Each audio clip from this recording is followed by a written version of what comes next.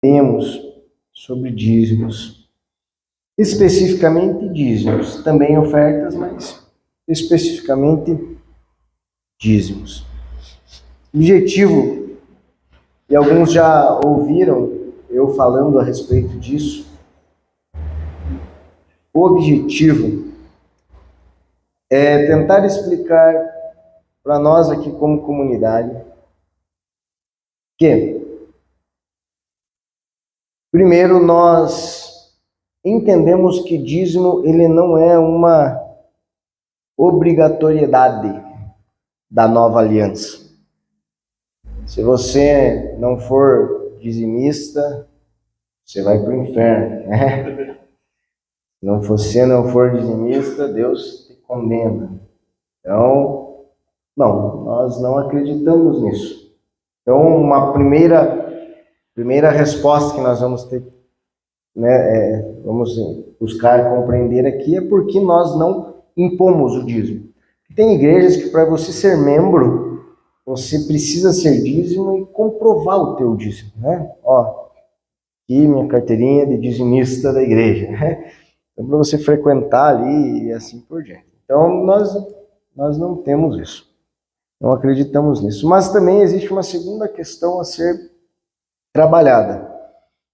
O porquê que nós continuamos falando de dízimos. Se ele não é uma obrigatoriedade, o porquê ainda nós falamos, ó, aqui é o momento, traga seu dízimo, traga sua oferta, né? Então, por que ainda existe essa fala para nós aqui? Tá bem?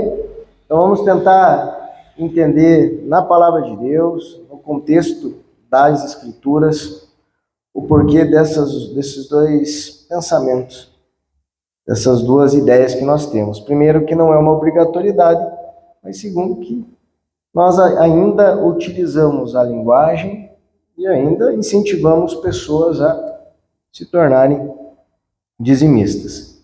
Antes de nós entrarmos nessa pauta, nós precisamos aqui considerar algumas coisas, tá? Algumas considerações muito importantes para iniciarmos. Primeiro, a igreja sempre foi sustentada por seus fiéis, ok? Então, independente se nós falamos de dízimos ou nós não falamos de dízimos na igreja, independente do que uma igreja pense a respeito de dízimos, o sustento de uma igreja, ela depende dos seus fiéis. Tá? A igreja católica, ela tem um sustento que vem maior, que vem de uma sede em Roma, toda essa questão. Mas não, nós, a igreja protestante, a igreja evangélica, ela não tem. Isso desde sempre, desde o início, tá bom? Então, a nossa fonte de suprimento são os fiéis, são as pessoas que ofertam e dão os seus dízimos. Outra coisa que nós precisamos considerar é que existem muitas igrejas hoje, eu falo muitas mesmo, que possuem falsos líderes, mercenários, que usam o nome de Deus para enriquecer às custas do povo, às custas daqueles que estão ali precisando de um milagre, precisando de uma ação e tal. Né? Então, é importante considerar que existem. O que nós podemos entender é que, ainda que exista o que é ruim, existe também o que é bom. Então, ele não pode encaixotar tudo, que é o que as pessoas fazem, né?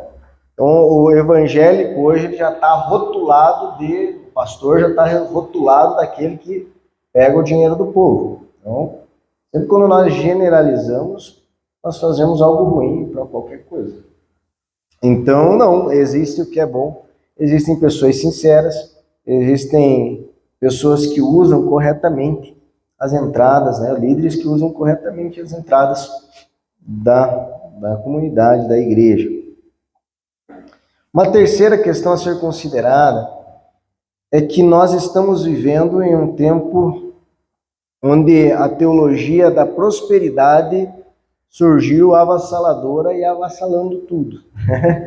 Surgiu forte no mundo e surgiu destruindo tudo também, né?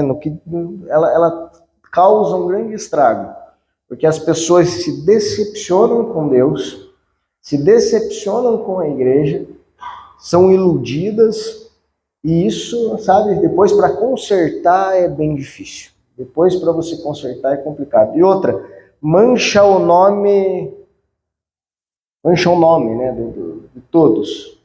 Então, assim, é uma doutrina que nós devemos considerar ou de homens ou de demônios. Tá, gente? Dessa forma. A Bíblia fala que nos últimos dias surgiriam ensinos de demônios. Então é uma doutrina. Mas o que diz a teologia da prosperidade? A teologia da prosperidade, ela diz que Deus deseja que você seja próspero financeiramente. E que se você não é próspero financeiramente, é porque um demônio está atrapalhando a tua vida. E para você ser próspero financeiramente, você precisa mandar embora esse demônio. E para mandar embora esse demônio, você precisa trazer aqui, né, uma oferta de sacrifício. Então, essa é uma das, né, uma forma como isso se desvencilhou na atualidade. E isso a gente precisa combater. Dentro dessa teologia da prosperidade, tem várias coisas que acompanham essa teologia, como, por exemplo, a ideia de que você precisa ser vitorioso em tudo, que a tua vida precisa ser um arraso, sabe? Que você precisa mostrar, as pessoas precisam olhar para você, o que Deus fez na vida daquela pessoa. Ela não tinha nada, hoje ela tem um carro, uma casa, uma família bem-sucedida, né? Essa ideia vem acompanhando, assim, né, isso. Então, nós entendemos também que isso está por aí, a gente precisa cuidar com ele. E uma pergunta que eu faço agora para você é Deus quem sustenta a obra de Deus? É Deus quem sustenta a obra de Deus? O que você acha? Ou também existe uma outra forma de falar. É Deus quem levanta pessoas que amem a Deus para sustentar a obra de Deus. Perceba que Deus, sempre quando Ele agiu, Ele levantou pessoas ali inspiradas por Ele para agir. Na Nova Aliança, principalmente, os anjos diminuíram a sua ação. Por quê? Porque pessoas agiam.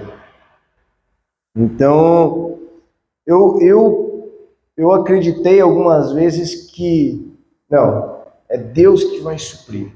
E muitas vezes eu achava assim, não, vamos orar aqui e até o final do dia vai aparecer alguma coisa que vai acudir a gente.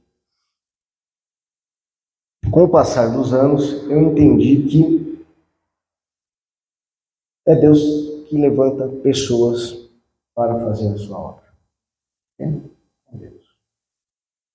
Então, eu acredito mais no pensamento, estamos precisando, vamos levantar aqui uma questão, né? Estamos precisando de fundos aqui mesmo para acudir uma família da igreja. Vamos orar para Deus levantar. Não é inválido, benção. Mas o processo correto é, vamos ajudar como você pode ajudar, certo? Esse é o processo correto. O processo correto vem a ajuda de Deus por meio do povo, por meio das pessoas. Nossa, Deus abençoou aquela pessoa. Como? Vem um anjo, né? Abriu o céu, aconteceu alguma coisa? Não. Deus ajudou porque a igreja ajudou. Deus ajudou porque, né, foi lá e aconteceu. Dessa maneira. Então, algumas considerações antes de nós iniciarmos. Por que os dízimos? Então vamos lá novamente para a questão. Por que os dízimos não são obrigatórios Mas ainda assim, continuamos falando sobre eles. Primeira questão, por que nós não tratamos mais os dízimos como obrigatoriedade? Você não estará ou não ouvirá isso aqui. Ele é obrigado para Deus te aceitar, você é obrigado a dar para Deus te abençoar, teologia da prosperidade pura. Você é obrigado a dar para você fazer parte da igreja, parte dos membros e assim por diante. O Antigo Testamento, nós temos a lei, e na lei nós temos os dízimos. O dízimo mesmo, ele surgiu antes. Foi Melquisedeque que resolveu, foi Abraão que resolveu dar o seu dízimo a Melquisedeque. Não sei por que surgiu isso na cabeça de Abraão. Não sei o que deu nele de dar. A Bíblia não fala se ele foi inspirado por Deus, se havia uma cultura na época em relação a isso. Não, mas ele deu. E depois que ele deu, nós percebemos que foi se tendo essa prática até chegar à lei. E na lei, basicamente, acontecia assim. Haviam ali 12 tribos em Israel. 12. Dessas 12 tribos, uma delas não produzia comida, não trabalhava na lavoura, não pastoreava ovelhas. Uma delas, a tribo de Levi, era uma tribo que cuidava do quê? Do templo. Os sacerdotes e os levitas eram a tribo do templo. Então eles não faziam outra coisa senão esse cuidado. Da onde então vinha o mantimento para eles? Vinha das outras tribos, que, reconhecendo a importância do trabalho deles, tiravam 10% e davam a eles, certo? A essa tribo. Agora vamos lá.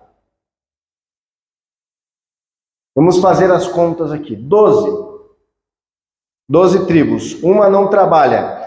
11 tribos. Dessas 11 tribos, cada uma dá 10% para uma tribo. Interessante isso, né? O que aconteceu aqui? Uma igualdade. Não é verdade? Essa tribo recebia 110%, não sei como é que fala isso, 110% de todos ali, né? O 100% de todos.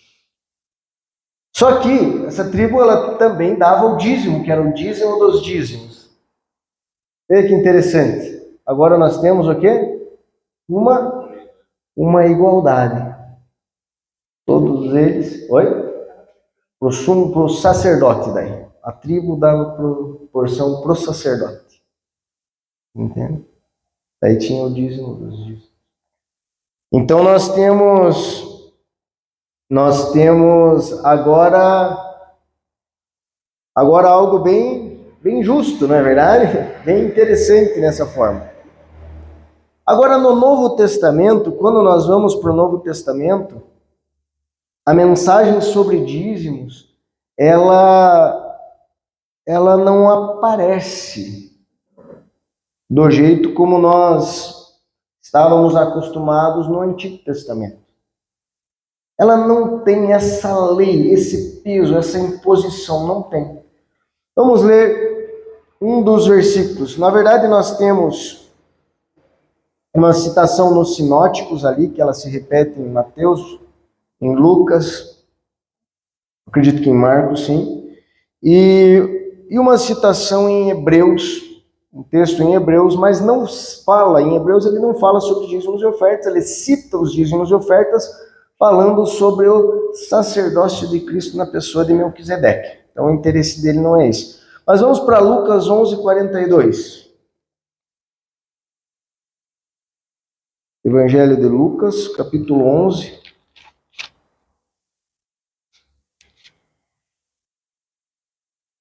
Versículo 42.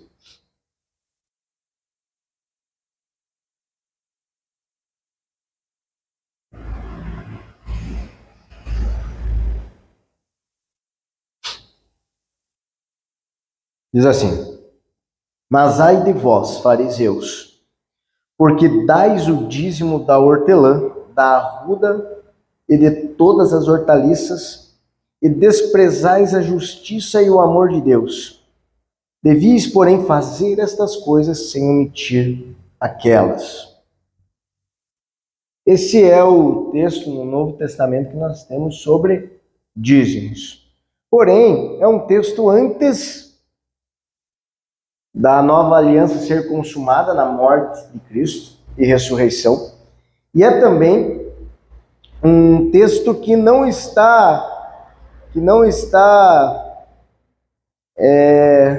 fazendo referência propriamente aos dízimos. Ele está tratando aqui da hipocrisia dos fariseus, da falta de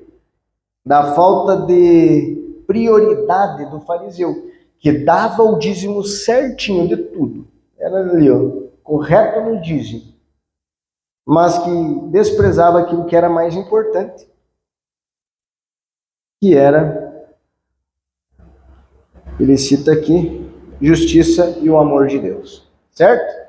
Então esse texto ele não vem para nos ensinar a dar o dízimo também no Novo Testamento, na Nova Aliança. É o ensino de Jesus sobre os fariseus e sobre a hipocrisia que eles tinham. Não nos ensina. E agora? E agora que nós não temos na Nova Aliança esse respaldo para dizer assim, é obrigado a dar o dízimo para Deus te aceitar, é obrigado a dar o dízimo para Deus abençoar você, é obrigado a dar o dízimo para você, o que nós ouvíamos muito, né? Para você ter os outros 90% abençoados, né? Que a gente ouvia isso, você dá 10% para consagrar os 90%, né? Para que daí você vai usar bem os outros 90%, né? Então nós não... Tá, fechou. Ponto final. Se em Cristo, após Cristo, não nos é cobrado dessa maneira, nós, com reverência, temor, podemos fazer também. Tá? Então, não imputamos o peso e o rigor da lei no quesito dos dízimos.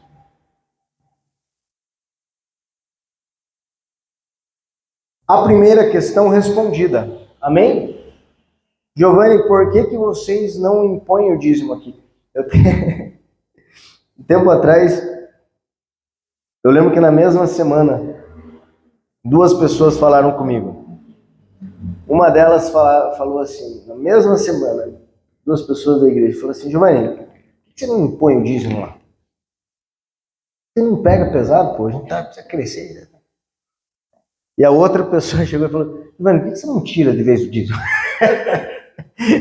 Que luta pro pastor, né? O que você faz diante disso? Por que você não tira de vez o dízimo? Olha o quanto é uma questão delicada. Agora vamos lá. Por que ainda nós falamos de dízimos? Porque ainda nós reconhecemos que é bênção, no caso, é bom o fato de ser dizimista. A questão que nós tratamos era a palavra de Deus na nova aliança, na aliança feita com Cristo, não nos dá essa obrigatoriedade em relação aos dízimos, certo? Tudo ok? Acho que é o marroeiro quebrando as... Segurança aqui já tá. Aí é o pessoal mais forte. Então, na palavra, beleza. Agora, a pergunta que eu faço para você agora, e eu gostaria que você se concentrasse comigo. A igreja do Novo Testamento, a igreja do primeiro século, era dizimista? E aí? Primeiro eu já te digo, a Bíblia não afirma. Meu professor já dizia, tudo que a Bíblia não afirma, cuidado. Não afirme. Mas podemos refletir sobre isso, pensar sobre isso. A igreja do Novo Testamento, será que era uma igreja dizimista? Como era a cultura que nós deles em relação à oferta, a dízimos? O que você acha? Porque eles vendiam,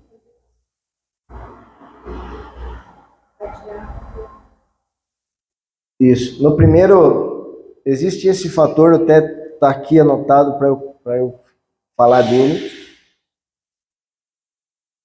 que no primeiro avivamento ali em Jerusalém, com a descida do Espírito Santo, uma das características daquele avivamento foi as pessoas ofertarem. Eles ofertaram, eles colocavam tudo aos pés dos apóstolos, e os apóstolos repartiam para o povo para que não faltasse nada para ninguém. Existe o exemplo forte de Barnabé, José, mesmo, né, conhecido também como José, natural de Chipre, o qual, vendendo uma propriedade, trouxe tudo aos pés dos apóstolos. Então é um exemplo forte de alguém que deu tudo. Depois, também temos o exemplo de Ananias e Safira, que foram enganar. O que nós vemos? Ananias e Safira, eles só forjaram uma mentira porque eles queriam receber o crédito de serem bons ofertantes. Eles queriam receber esse crédito, o mesmo crédito que Barnabé recebeu, talvez, assim.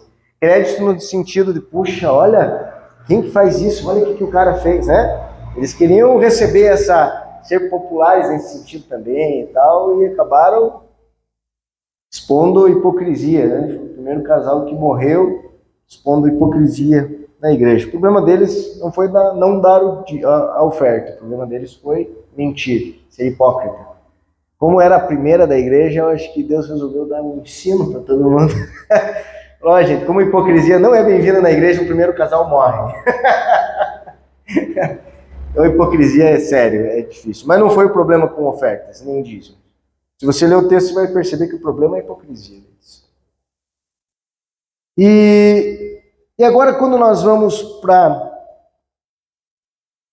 lá, no primeiro século, nós vamos para a palavra, nós percebemos que aquela igreja não tinha dificuldade em dar, em ofertar. Não tinha.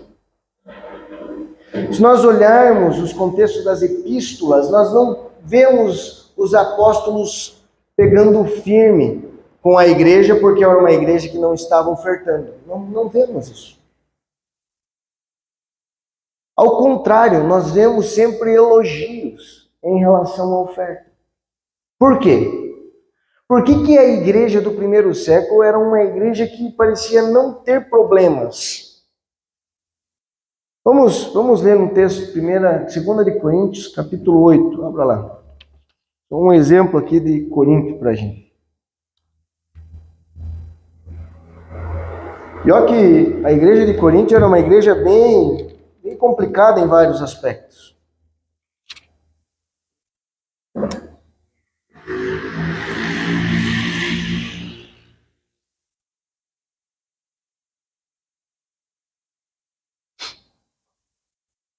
Diz assim: também, irmãos, vos fazemos conhecer a graça de Deus concedida às igrejas da Macedônia. Porque no meio de muita prova de tribulação, manifestaram abundância de alegria e a profunda pobreza deles superabundou em grande riqueza da sua generosidade. porque eles, testemunho eu, na medida de suas posses e mesmo acima delas, se mostraram voluntários, pedindo-nos com muitos rogos a graça de participar da assistência aos santos. Olha o que nós vemos aqui. Essa é uma igreja bem complicada, gente. Paulo trata várias dificuldades nela. Mas uma dificuldade que ela não tinha era de ofertar.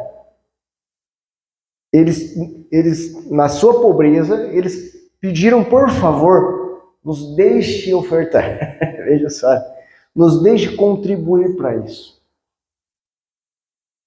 É incrível, mas parece que esse primeiro século nós temos essa característica na igreja, uma igreja ofertante. Uma igreja que não tinha dificuldades em dar. E eu digo também, e penso comigo, que essa igreja era uma igreja dizimista. Por que você acha isso, Giovanni? Isso eu penso, porque, como eu disse, a Bíblia não afirma, mas eu quero que você pense comigo.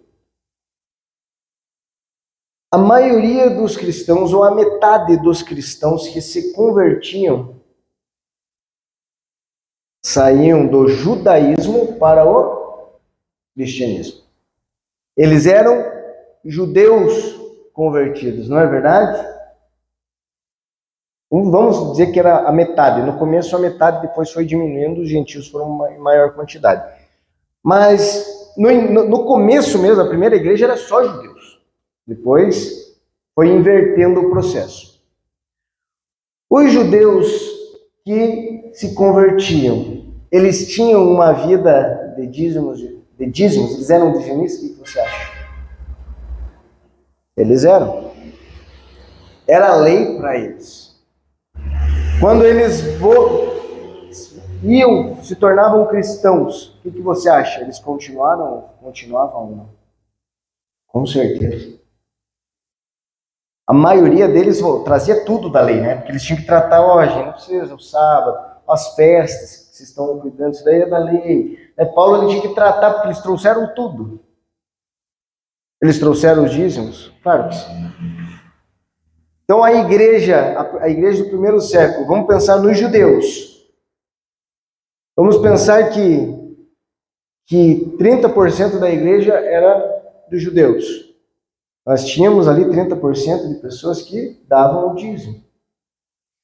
Agora, deixa eu perguntar para você, como eram os gentios da igreja do primeiro século? Como você acha que era? E aqui eu quero fazer mais uma consideração. Esse livro aqui é um dos melhores livros que tem para quem gosta de história, tá? Em Busca de Paulo. John Dominic Crossan. Eu trouxe essa informação desse livro, extremamente conceituado, um historiador. O que esse historiador fez? Esse historiador, ele partiu de um texto, de alguns textos de Atos, onde Paulo tinha ministério com gentios ou com judeus? Gentios. Ele disse, eu fui enviado aos gentios. Mas em vários momentos, ou em alguns momentos, Atos nos mostra Paulo entrando onde? Nas sinagogas. Ué, e aí? Parece que Paulo está se contradizendo. Ele está entrando numa sinagoga. Lá tem judeu. Opa, será que tem judeu? Esse cara, esse historiador, ele descobriu que as sinagogas daquela época, os judeus, nos pilares das sinagogas, eles escreviam os nomes de quem? Dos seus membros. Então era como se nós escrevêssemos os nomes das pessoas que participam aqui nos pilares. Os pilares lá eram mais evidentes, obviamente, mas como se nós escrevêssemos o nome aqui. Colocasse bonitinho os nomes ali. E a pessoa chegava, era quase uma carteirinha de membros, aquele lá registrado. E nas ruínas, né, na arqueologia, quando ele foi para lá, ele descobriu que grande parte dos nomes escritos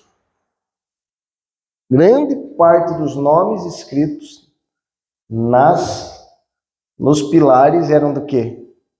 De gentios.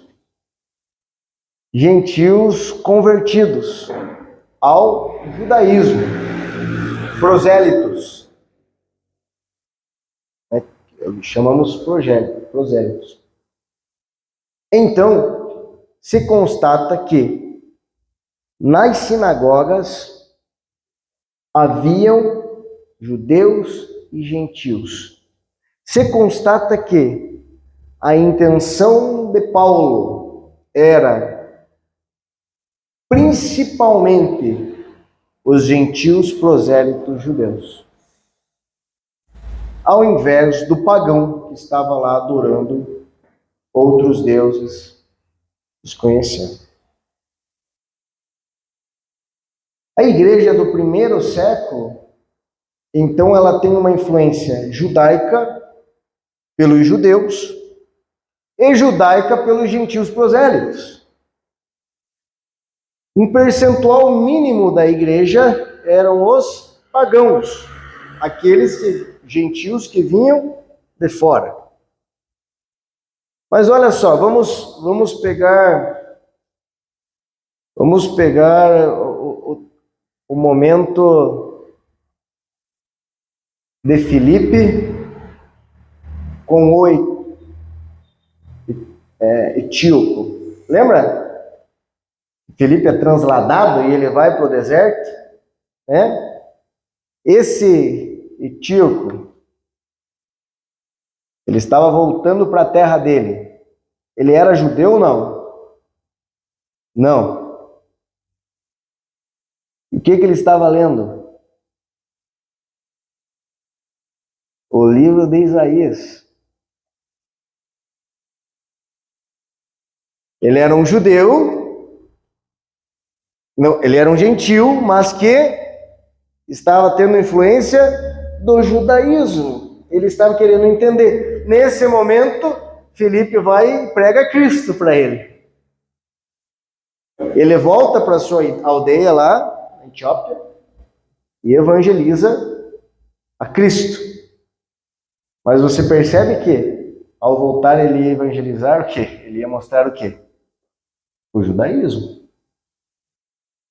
Então, o que se constata? Constata que as igrejas do primeiro século, elas eram, em sua grande maioria, pessoas judeus convertidos ou prosélitos judeus, gentios prosélitos judeus convertidos ao cristianismo. Então, o que nós chegamos à conclusão? É que dízimos para eles, e eu chego a essa conclusão, dízimo era algo normal, recorrente e cultural. Era cultura deles. Era normal. Paulo teve que ir quebrando a lei, né, os rigores da lei ali que eles traziam. Mas era normal. Por quê? Porque o judeu, desde criança, ele era inserido à lei e ele tinha que decorar a lei. Ele saía decorado, né? Principalmente se ele era ali das linhagens mais nobres. Mas eles precisavam saber. O religioso, ele tinha como status ser um dizimista, como Jesus mostra para nós. Então, gente, quando eu vou para a cultura,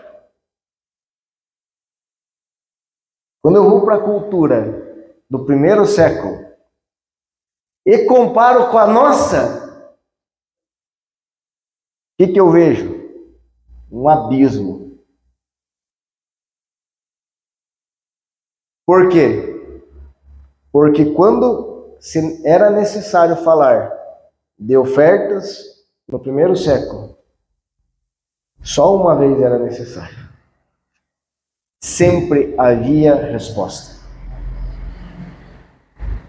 Quando se é, na nossa cultura, falado sobre dízimos e ofertas, eu não estou falando para aquele povo. Eu não estou falando para aquela cultura. Eu estou falando para a nossa cultura. Que nesse ponto, gente, eu digo para vocês, é endemoniada. A nossa cultura é uma cultura onde as pessoas têm dificuldade em ofertar, em dar. Elas têm facilidade em dar quando? Quando ela vai receber uma bênção em troca. Quando ela vai fazer uma oferta de sacrifício para receber cura, para receber não sei o que. Daí ele vem e dá.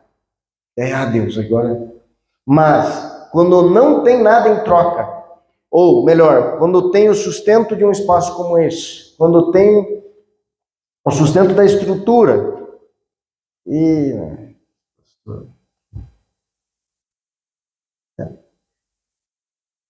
então é isso, é difícil. Essa é a nossa questão. Essa é a nossa questão. Essa é a nossa dificuldade. Porque quando você, veja que interessante, né? Quando você é sério com o Evangelho, e você fala o que está na palavra, e você fala, por exemplo, um sermão como esse, um ensino como esse, dízimos e ofertas, as pessoas... eu me enganar. Agora você vê uma multidão em igrejas neopentecostais e não pensa assim.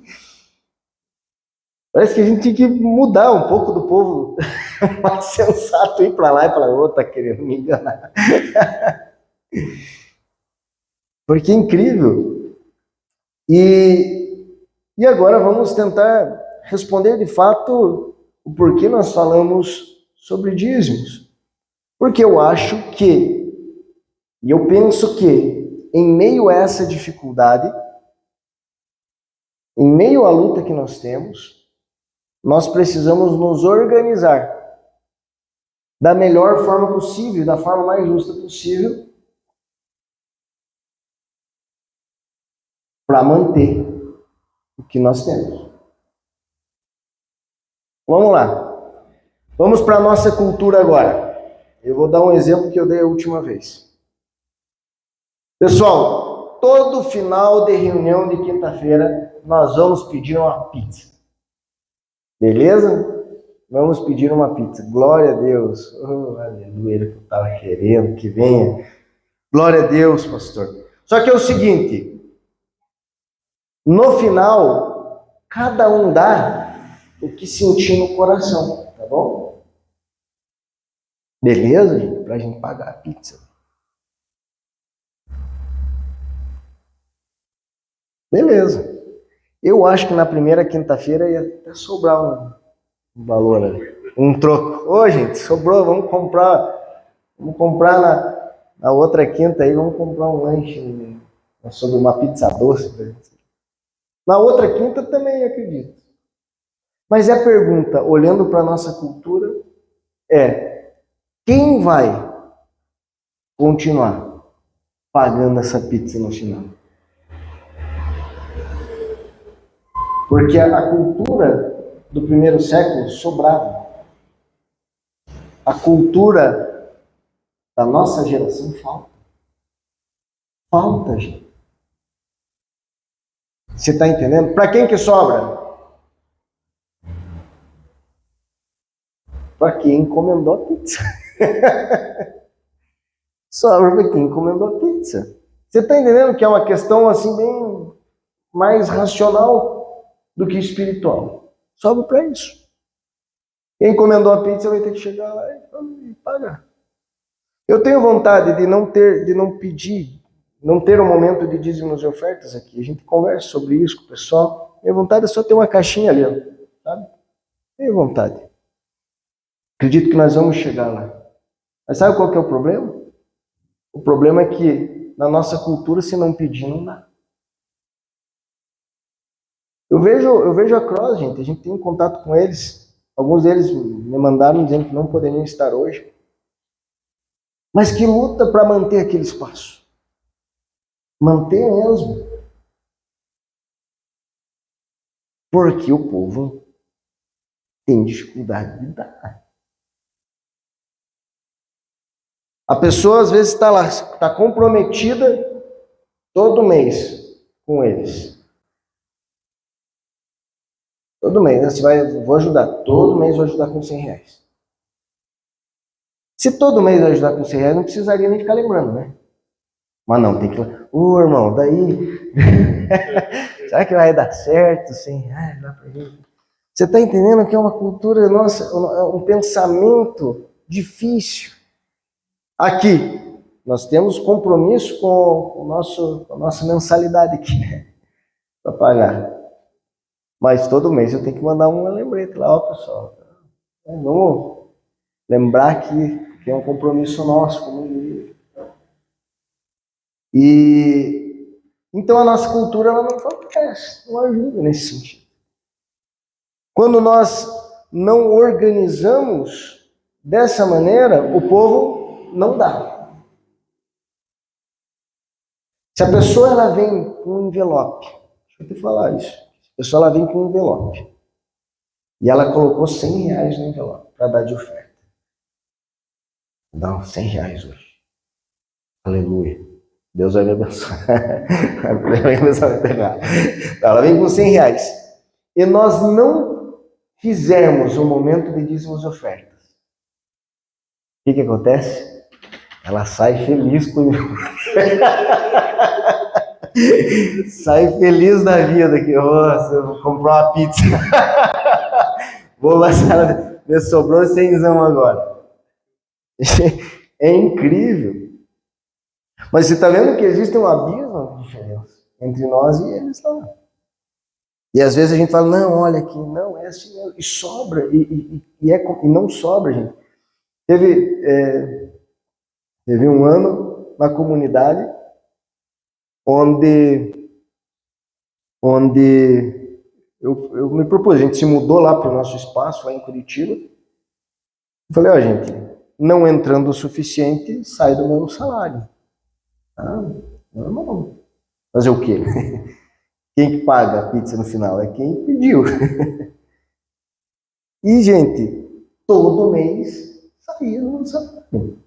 Não tinha. Mas se todas as pessoas que estivessem ali fossem dizimistas, ia precisar sair? Não. Ia sobrar. Mas não é. Não tem. Você está entendendo?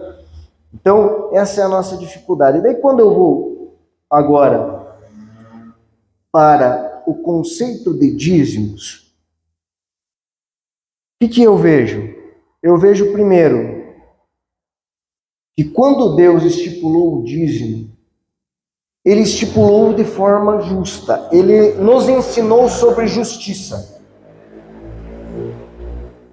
Esse jeito que nós estamos fazendo, de cotas, eu vou dizer para você, não é o jeito correto. Mas é o jeito que dá certo.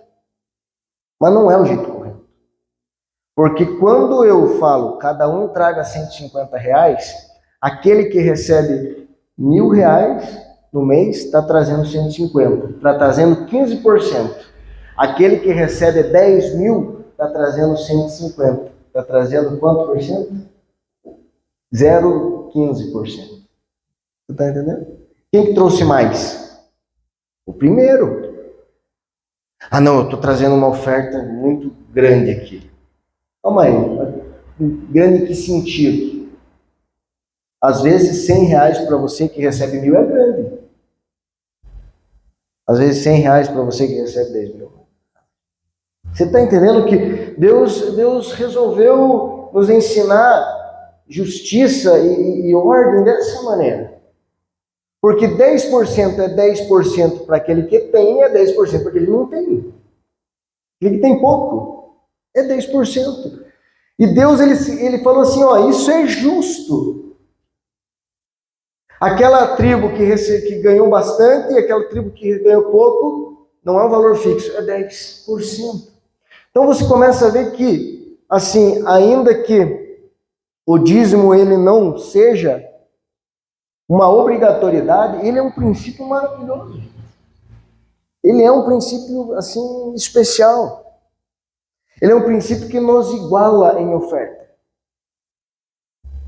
E ele é um princípio que sustenta a igreja hoje. Eu deixo falar para vocês, nós temos o que nós temos hoje, porque existem pessoas que são dizimistas na igreja. É verdade. Porque olha só a diferença, né, do dízimo e da oferta, como assim é tratado hoje. Dízimo, a pessoa tem um compromisso. Eu sou dizimista aqui na comunidade e a gente tem um compromisso. Primeira coisa que eu faço lá no meu salário é riscar essa parte e transferir. Eu não trago aqui, eu já transfiro. Eu não fico esperando até domingo. Ficar esperando até domingo, às vezes tem que tirar no banco, às vezes. Não, então a gente já transfere, já resolve a questão. Mas um Pix hoje está mais fácil. Então, você for olhar, o que sustenta é isso. Agora a oferta não é compromisso, gente. Esse mês eu não pude perder. Mas a igreja continua com o gasto. Tem a luz, tem o aluguel para pagar, está tudo acontecendo. O Adriano, eu não gosto que fale, até depois comentei para não ficar falando de dízimo na hora do culto, que eu não quero que fale, porque a nossa prioridade é quem está vindo. Eu não quero que eles fiquem mal, se sentindo, já falaram de dízimo, não quero que fale, porque ele falou a verdade. O nosso compromisso é balizado pelo nosso compromisso, o nosso compromisso com a igreja é balizado pela nossa oferta, pelo nosso dízimo. É aquilo que mostra de fato. A hora que mexe no teu bolso, não é verdade? Aquilo que mexe no teu salário, pô. Você está tirando um tempo ali, a tua dedicação dos dias que você trabalhou. 3 dias do teu trabalho, 3 dias não, você trabalhou 20 dias. 2 dias desse trabalho você está trabalhando para a igreja, para a comunidade. Você está dizendo, esses 2 dias de trabalho meu é para a comunidade qual eu congrego. E esse dia, é especial, então você está dizendo isso. E foi um ensino de Deus, então Deus ele ensinou justiça, foi um ensino de Deus para o povo sobre dízimos. Qual que é o nosso problema hoje? É que o fato de nós brigarmos com a teologia da prosperidade, dízimos passou a ser algo ruim. Entendeu? Agora não, a gente faz, calma aí, não queremos a teologia da prosperidade aqui dentro. Então a gente, não falamos sobre dízimo. Mas não tem nenhum lugar na palavra de Deus que fale que dízimo é ruim. Não tem nenhum lugar que fale assim, não dê o dízimo. Não tem nenhum lugar que fale assim, não, agora dízimo chega. Passou a ser algo ruim. Não tem. Então eu não posso pegar agora, porque existe uma teologia endemoniada nesse mundo, eu anular princípios que fazem com que a igreja continue caminhando e avance. Principalmente em uma cultura como a nossa. Ok até aqui? Alguma pergunta, alguma consideração, por gentileza? Se você tiver, faça.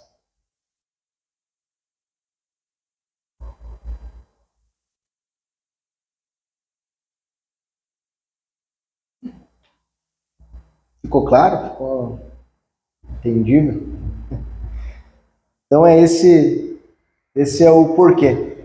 Nós não impomos o dízimo, mas é o porquê também nós continuamos falando. Porque aqui nos sustenta.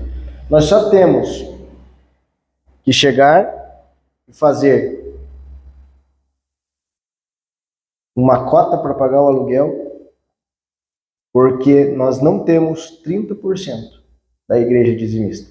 Se a gente tivesse 30% da igreja fiel no dízimo, 30%, gente, eu estou falando. Não estou falando nem de 50%, estou falando de 100%, estou falando de 30%. Se nós tivéssemos, nós não precisaríamos de cota. Vê que maravilha, né? O meu sonho, a minha vontade, sendo sincero para vocês, é chegar e falar assim, gente, a gente não vai mais falar de dízimos aqui, no culto, mas eu confiar que eu tenho uma equipe que mensalmente, né, numa caixinha do lado ali, ou um Pix, como nós fazemos, vai suprir e vai manter. A comunidade precisa ser mantida por nós. E as pessoas que depois que se converterem, né, depois que entenderem isso, sabe, depois que se libertarem a mente da religião, da pressão, depois de tudo isso, daí elas falam, não, eu quero participar também, Giovanni, como que faz? Puxa, bem-vindo. Então, eu só vou contar que você faça isso, né? Traga aqui bênção. Não é dessa forma. Terminando, concluindo. Por que 120, não é para todos isso, tá, gente? Mas se é para você, você vai entender. Por que 120 reais naquela caixinha é bastante dinheiro? É 120 reais uma pizza. É pouco. Por que fica pesado, fica bastante dinheiro? É porque a gente não valoriza. Simples assim. Então a gente precisa valorizar. Giovanni, eu quero valorizar esse ministério, quero valorizar essa obra, quero dar valor a isso. Eu digo para você, é um dos caminhos. Tá?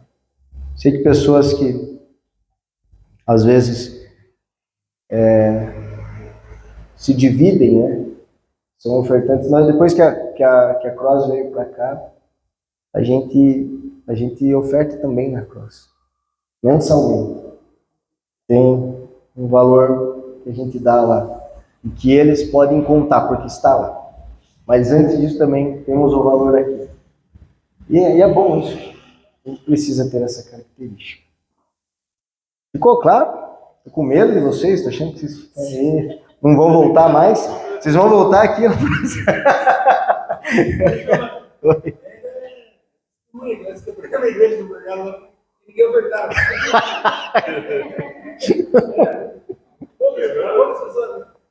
Uma igreja quase não foi. Uma comunidade lá. É, né? Mas o.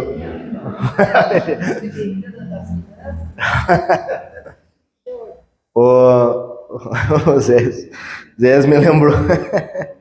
O Brunello falou: meu sonho é a gente tirar parte do dízimos ali, né? Porque ele também tem esse pensamento. Mas daí nós vamos quebrar igual nós quebramos. Todo mundo vai parar de dar o dízimo. Cultura nossa, né? Cultura. Uma coisa importante a se saber e que precisa ter em toda a igreja é o que nós temos aqui. Nós temos total transparência com relação a entradas e saídas da igreja.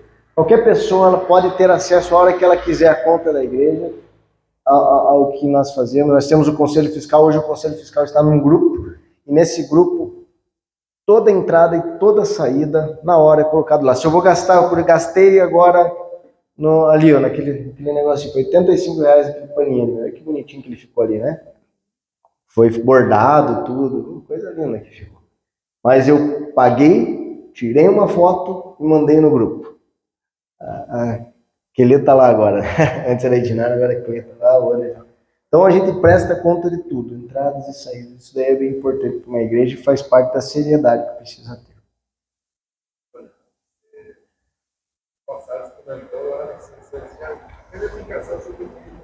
Já dei, eu estou praticamente repetindo que vai fazer parte da escola, né? Você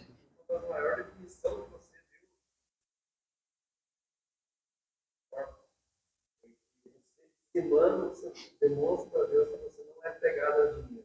Aham. Se você consegue entender isso. Isso é verdade.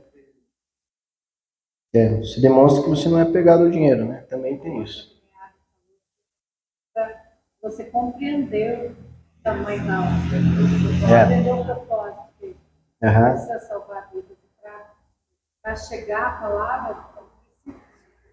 Porque muito mais lógico você investir, caso, né? Falar que Deus vai salvar a pessoa. Às vezes você está lá com uma pessoa porque ela não cresceu, ela não experimentou, ela não entendeu o que é Deus. Que provém. Isso mesmo. E veja, isso aqui você precisa ter uma consciência onde você está, né? Colocando, investindo isso, para você saber da seriedade, né? Saber que é. Porque é isso mesmo. Olha só, as pessoas falam assim, puxa vida, eu queria estar em tempo integral para fazer a obra de Deus. Mas se você trabalha, o teu trabalho, e dispõe, fala, 2 dias de salário trabalhado, é o 10%, e dispõe, você está dizendo que você está trabalhando na obra, só que pela vida da pessoa que está lá, entendeu? Então hoje vocês, vamos falar aqui, ó. Eu preguei hoje, eu trouxe um ensino. Só que eu trouxe um ensino num lugar sustentado por nós. Eu trouxe um ensino aqui em uma luz paga por nós. Você está entendendo que eu não trouxe sozinho isso daqui? Você cooperou para essa palavra. Você está entendendo? Você cooperou para que essa palavra saísse. Você cooperou para que chegasse a palavra lá. Então, esse é o entendimento que a gente tem que ter, sabe?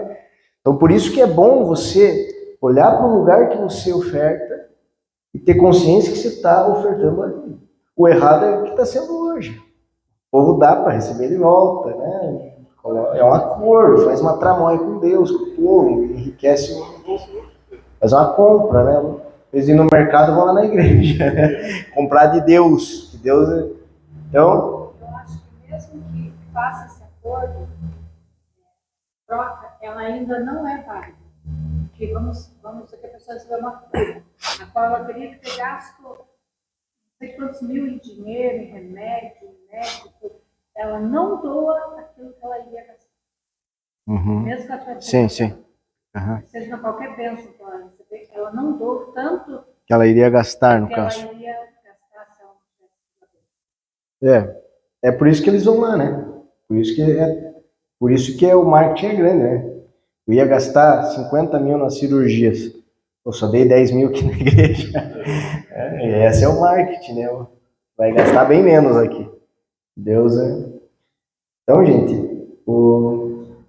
então essa é a ideia. Vamos trazer essa clareza. Isso aqui vai ser um vídeo. Todas as pessoas que chegarem na igreja, eles vão ter essa escola de discípulos aqui. Então, dos vários temas, um é esse tema aqui.